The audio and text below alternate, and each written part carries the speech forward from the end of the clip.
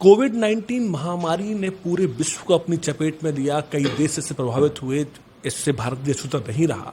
लेकिन जिस वक्त इसका कहर पूरे चरम पर था और हर आदमी की स्थिति असमंजस की थी, ऐसे में जब झांसी जिले में इसकी दस्तक के पहले ही पूरी प्रबंध कर लिया गया था। इसमें झांसी जिलाधिकारी आंद्रा वाम्सी ने जिस तरह से पूरा डायरेक्शन दिया वो काबिल तारीफ है। लेकिन इस पूरे के पीछे एक व्यक्ति और खड़ा हुआ था। उसका नाम है डॉक्टर NS सेंगर, जो कि पूर्व प्राचार्य हैं मेडिकल कॉलेज के। और उनके द्वारा इस पूरे के पूरे जो पूरा का पूरा ये माहौल था, इसको मैनेज किया गया। सबसे बड़ी बात थी कि झांसी में उस वक्त लैब नहीं थी। उस वक्त वार्ड तो खैर बना दिए गए थे, सीमित संसाधन थे। ऐसे में डॉक्टर NS सेंगर ने किस तरह से पूरा का पूरा लीड किया स्वास्थ्य महकमे को, आज हम बात करेंगे डॉक्टर NS सेंगर से। सेंगर साहब, क्या स्थिति थी जब कोविड-19 की दस्तक हुई झांसी में हुई? नमस्कार। पहले तो मैं आपसे इत्तेफाक नहीं रखूंगा कि डॉक्टर NS सेंगर ने किया। डॉक्टर NS सेंगर की पूरी टीम है, इनफैक्ट उसको क्रेडिट मिलना चाहिए।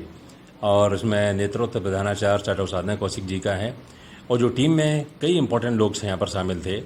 नोडल ऑफिसर में डॉक्टर अंशुल जैन हैं, डॉक्टर सचिन माहौर जो कोविड के इंचार्ज हैं, बहुत उसने काम किया, दिन रात उसने काम किया। डॉक्टर नमिता श्रीवास्तव हैं, जिन्होंने माइक्रो लैब को, जो पहले झांसी में एक भी टेस्ट नहीं होता था, आज की तारीख में 5-5 हज़ार तक हम टेस्ट करने की कैपेसिटी रखते हैं, सब कुछ मिलाकर। और भी कई लोग हमारी टीम में थे। डॉक्टर राम बाबू हैं, मेडिसिन के हेड हैं। और डॉक्टर मयंक सिंह हैं, डॉक्टर सुधीर कुमार हैं। और सबसे बिहाइंड जो पिक्चर काम करते हैं डॉक्टर हरीश, जो यहाँ के मुख्य चिकित्सा अधीक्षक हैं।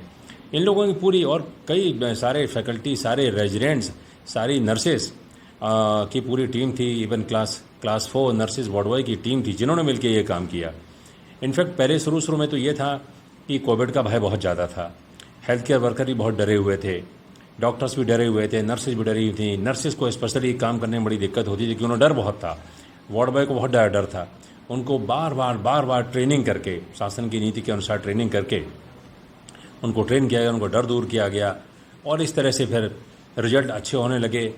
बड़ा अच्छा लगता है कि जब बहुत सारे, अच्छा आप यकीन मानिए कि गवर्नमेंट के लेवल पे कितना एक्सपेंडिचर हो रहा है कि जो प्राइवेट सेक्टर में RT-PCR 4,500 का होता था, वो हमारे यहाँ 2 से लेकर 2,500 टेस्ट रोजाना फ्री होते हैं।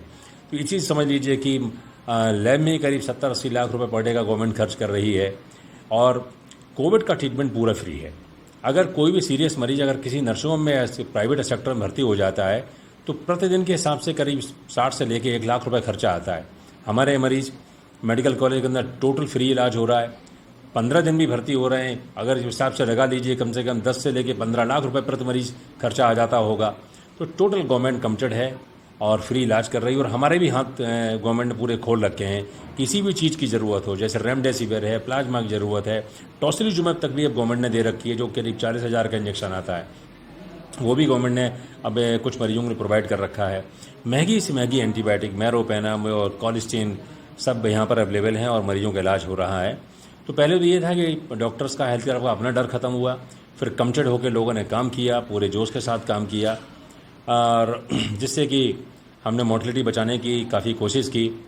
मैं एक शख्स का और नाम लेना चाहूँगा, यहाँ के जिलाधिकारी श्री आंद्रा वाम्सी जी। वो तो मतलब मेरे ख्याल से दिन रात काम करते हैं। रात को 2 बजे भी मुझे उठा के जगा देते थे, डॉक्टर सेंगर जल्दी वहाँ जाइए, ये देखिए वो देखिए। मेरे ख्याल से आधी डॉक्टरी तो उन्होंने भी की है और उनका बहुत बड़ा रोल है इसमें। डॉक्टर सेंगर ने बताया कि 70 से 80 लाख रुपए गवर्नमेंट पर डे खर्च कर रही है लैब के माध्यम से, या जो उनका कोविड वार्ड उसके माध्यम से। डॉक्टर साहब, सबसे बड़ी दिक्कत तब आती होगी जब झांसी के आसपास के लोग भी यहाँ आते थे, क्योंकि आपने पूरा बुंदेलखंड कवर किया। अब मैं आपसे ये कहना चाहूँगा, झांसी की बात आप नहीं कर रहे, क्योंकि पूरा बुंदेलखंड कवर किया आपने। तब कैसी स्थिति बनी थी? देखिए सर, इसमें कोई दिक्कत की बात नहीं है। हमारे सौभाग्य की बात है कि झांसी को सौभाग्य मिला हुआ है कि आसपास के जिलों के मरीज भी हमारे पास आते हैं। जैसे शिवपुरी है, दतिया है, टीकमगढ़ है, महोबा है, बांदा है, और निवाड़ी के मरीज हमारे पास आते हैं। तो एक तरह से सौभाग्य की बात है कि उनको सेवा करने का मौका मिला। और उत्तर प्रदेश गवर्नमेंट उन मरीजों पर ही उतना ही खर्च करती है जितना उत्तर प्रदेश के मरीजों पर कर रही है। तो हमारी मेडिकल कॉलेज की टीम इस बात को इस तरह से लेती है। डॉक्टर सेंगर से इस बात के बाद हम ये पूछेंगे कि उनके परिवार में किस तरह से उन्होंने मैनेजमेंट किया, चूंकि 24 में से 19 घंटे वो मेडिकल कॉलेज के काम के लिए व्यस्त रहते थे। ये ब्रेक के बाद वजह हो सकती है। इसका एग्जाम्पल ये भी है, झांसी में जिसको नुकसान हुआ है बिजनेस कॉलेज को हुआ है। ज़्यादातर। हाँ, जो बिजनेस कम्युनिटी के लोग थे, जो मतलब आराम तलब जिंदगी लेते थे, आराम तलब, उनको ज़्यादा हुआ है। कोविड-19 में 18 से 19 घंटे तक काम करने वाले डॉक्टर एनएस सेंगर ने सारा क्रेडिट अपने साथियों को दिया, झांसी जिलाधिकारी आंध्र मामसी जी को दिया, लेकिन ये स्टूडेंट लाइफ से ही काफ़ी अग्रसर रहे। उन्होंने नेतृत्व क्षमता भी उनकी बहुत बेहतर है, लीड करना ये बहुत ढंग से जानते हैं, और बाकी इनका खुद का ये सोच रहती है कि यदि हम खुद फिट रहेंगे तब जाके किसी और को फिट कर पाएंगे। इन सारी बातों को लेकर स्टूडेंट लाइफ से सर के आइडल कौन कौन है हम जानेंगे इसमें। सर, आपके आइडल कौन कौन है? सर देखिए, विद्यार्थी जीवन से तो मैं बेसिकली, मेरे 2-3 आइडियल हुआ करते थे। मैं बेसिकली डॉक्टर नहीं बनना, मैं आईपीएस ऑफिसर बनना चाहता था, मेरा सपना ये था। खैर, मेरे बचपन में 3 आदर्श मेरे हुआ करते थे, अमिताभ बच्चन, कपिल देव और क्रिकेटर इमरान खान। मतलब वो कैसे भी हों, बट एज क्रिकेटर मैं उन्हें बहुत पसंद करता हूँ। उनकी बॉलिंग, उनकी क्षमताएँ, अमिताभ बच्चन की एनर्जी लेवल, इससे मैं बड़ा प्रभावित था। कोशिश करता था कि मैं उन जैसा बनने की कोशिश करूं।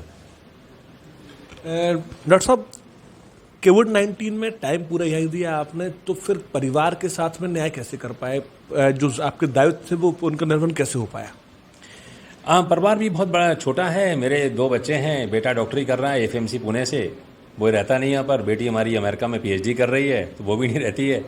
मेरी वाइफ भी डॉक्टर हैं, तो वो भी, उनको इस तरह की हेक्टिक लाइफ की आदत है, तो इस तरह की मुझे किसी तरह की कोई दिक्कत नहीं हुई।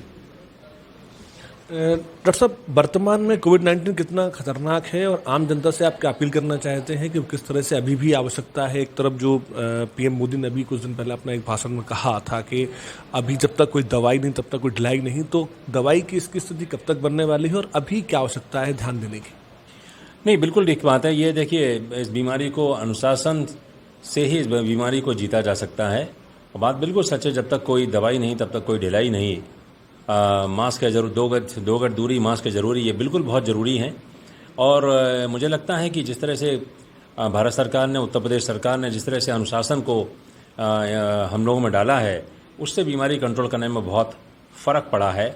और जिस तरह से गवर्नमेंट मिनिस्टर, मुख्यमंत्री लेवल से, प्रमुख सचिव लेवल से जिस तरह से मैनेजमेंट और डिसिप्लिन टीम बनाकर जिस तरह की मैनेजमेंट किया गया है, डीएम साहब भी उसके पार्ट हैं, तो मेरे ख्याल से इस तरह से कोरोना में की विजय पाने पर हम अग्रसर हो रहे हैं। अभी कह नहीं सकते कि क्या होगा, लेकिन अभी लगता है कि कोरोना के नंबर पेशेंट्स कम हो गए हैं और लगता है कि कुछ विजय पाई जा सकती है। जहाँ तक जनता का सवाल है, मैं अभी भी ये कह रहा हूँ, डरने की कोई ज़रूरत नहीं है। 80% मरीज, 100 में से 80 मरीज तो बिल्कुल एसिम्प्टोमेटिक होते हैं, कोई लक्षण नहीं आते हैं। 100 में से 15 मरीजों को हल्के लक्षण आते हैं, जो हल्की दवाइयों से ठीक हो जाते हैं। 100 में से 5 मरीज गंभीर होते हैं, उनमें से 3 मरीजों की मृत्यु होने का डर रहता है। तो उन मरीजों सबसे अपील है, आज की तारीख में जिसको भी खांसी, जुकाम, बुखार हो, कृपया करके अपना कोरोना टेस्ट करा लें। घर में बैठे सांस फूलने का इंतजार ना करें। अगर सांस फूलने लगी, इसका मतलब है कि वायरस ने बॉडी के अंदर इतना डैमेज कर दिया है कि बॉडी के अंदर साइटोकाइन नाम का स्टॉर्म होता है, तूफान कह सकते हैं उसे। तूफान अगर आने लगता है बॉडी के अंदर, फिर उसके मरीज की मृत्यु की संभावनाएं बढ़ जाती हैं। तो कृपा करके सबसे अपील है, इसको हल्के में मत लीजिए और इसको भारी में भी मत लीजिए। दोनों बातें हैं, हल्के में मत लीजिए, भारी में भी मत लीजिए। और अगर सांस फूलने का इंतजार न करिए, तुरंत मेडिकल कॉलेज में, जो मैं झांसी में है, वहाँ जाके फ्री जांच हो रही है। 24 घंटे तकलीफ आपकी सेवाएं दी जा रही हैं। आप सेवाएं लीजिए और आप अपने आप को सुरक्षित रखिए। प्लस अपने आप को सुरक्षित रखने के साथ आप अपने पूरे परिवार, पूरे समाज को सुरक्षित रख सकते हैं।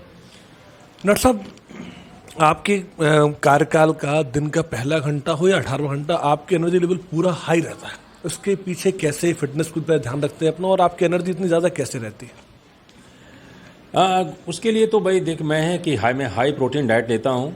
मैं वेजिटेरियन हूँ, तो वेजिटेरियन को कंपनसेट करने के लिए मैं चने बहुत खाता हूँ और मैं रेगुलर एक्सरसाइज करता हूँ और समय निकाल के कोशिश करता हूँ कि मैं मेडिटेशन करने की भी कोशिश करता हूँ। और समय निकलता है तो मैं मेडिटेशन भी करता हूँ।